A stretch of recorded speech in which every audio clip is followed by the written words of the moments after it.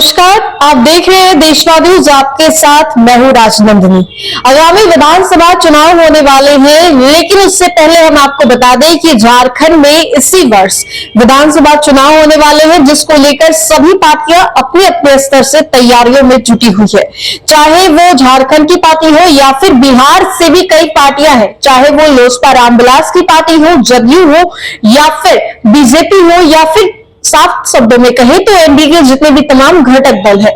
ऐसे में हम आपको बता दें कि बीजेपी और जदयू दोनों साथ में इस बार झारखंड से विधानसभा चुनाव लड़ने वाली है। ऐसे में हम आपको बता दें तो जदयू की जो टिकट है, जो सीट है, वो तय है। जिस तरीके से कुछ दिन पहले तक नीतीश कुमार और कहें कि बिहार की सियासत को लेकर कई सवाल उठाए जा रहे थे और कहीं ना कहीं यह भी कहा जा रहा था कि नीतीश कुमार नाराज है, लेकिन जिस तरीके से 2 दिनों के लिए बिहार दौरे पर जेपी नड्डा, जो कि बीजेपी के राष्ट्रीय अध्यक्ष है, वो जब बिहार दौरे पर आए तो सभी कुछ सेट कर चले गए।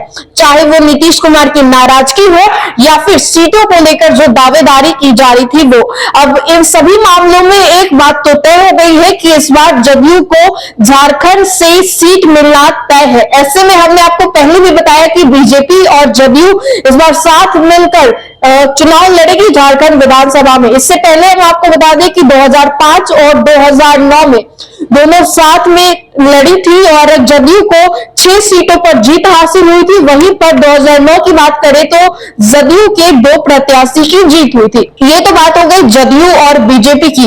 अब हम आपको बता दें लोजपा रामविलास की राष्ट्रीय अध्यक्ष चिराग पासवान इन दिनों काफी सुर्खियों में है, चाहे वो अपने बयानों को लेकर हो या फिर जिस तरीके से बैक टू बैक उन्होंने 4 मुद्दों का ओपनली खुलेआम विरोध किया। ऐसे में आपको बता दें कि लोजपा रामविलास के राष्ट्रीय अध्यक्ष चिराग पासवान ने भी सीटों को लेकर दावेदारी की थी और कुछ दिन पहले उन्होंने झारखंड में अपने तमाम साथियों के साथ, लोजपा रामविलास के साथियों के साथ कार्य समिति की कार्यकारिणी की एक बड़ी बैठक की थी, जिसमें उन्हें राष्ट्रीय अध्यक्ष के तौर पर दूसरी दफा चुना गया था, चिन्हित किया गया था। अब ऐसे में उसी दिन चिराग पासवान ने हुंकार भरा था झारखंड से और कहा था कि अगर गठबंधन के साथ लड़ूं और मौका मिले तो ठीक है, वरना अकेले भी लड़ूंगा। लेकिन फिर जब वो ये गरम बयान देते हैं, फिर उसके बाद से बिहार की सियासत में कई बदलाव होते हैं। पशुपति पारस जी को लेकर या फिर अमित जी के साथ जो उनकी तस्वीरें साझा होती है उसके साथ ये तक कहा गया कि चिराग पासवान ने जिस तरीके से पहले एनडीए को आंख दिखाया,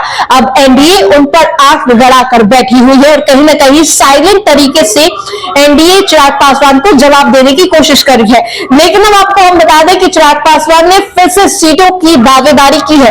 ये तो हो गई लोजपा रामविलास की पार्टी की बात। अब बात करते हैं हिंदुस्तानी आवाम मोर्चा, जिसके राष्ट्रीय अध्यक्ष है जीतन राम मांझी, जो कि केंद्रीय मंत्री भी है। केंद्रीय मंत्री जीतन राम मांझी ने भी विधानसभा चुनाव को लेकर हुंकार भरा और इन्होंने भी सीटों की दावेदारी की।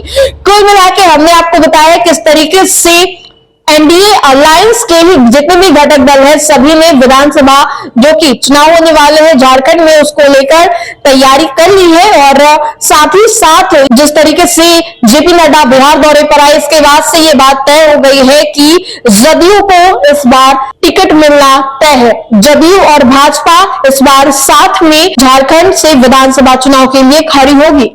फिलहाल इस अपडेट्स में इतना ही। हम दोबारा जुड़ेंगे ऐसे तमाम खबरों के लिए। बने रहिए हमारे साथ और देखते रहिए देशवाद न्यूज। धन्यवाद।